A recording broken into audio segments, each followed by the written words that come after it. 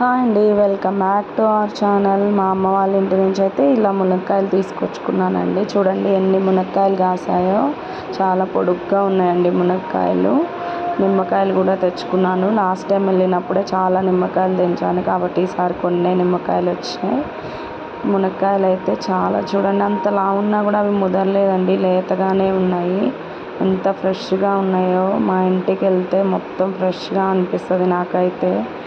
ఏందో కల్తీ జీవితం కోసం ఇక్కడ సంపాదిస్తూ కల్తీ జీవితం, కల్తీ తిండి తినుకుంటూ బ్రతుకుతున్నాం అనిపిస్తుంది నాకైతే. మీకు ఎలా అనిపిస్తుందో కామెంట్ చేయండి. మంచిగా పొలం ఉంటే ఆ పొలం చేసుకుంటూ అక్కడ ప్రశాంతంగా బతకాలనిపిస్తుంది.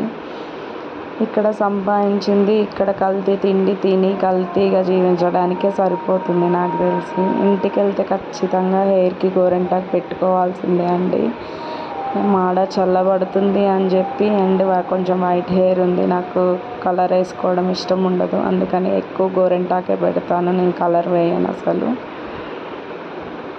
ఈ కల్తీ ఫుడ్ తినే అప్పుడే వైట్ హెయిర్ కూడా వచ్చేస్తుందండి. మన అమ్మమ్మ వాళ్ళకైతే 70-80 సంవత్సరాలు వచ్చిందాక కూడా అంత వైట్ హెయిర్ రాకపోయేదంట.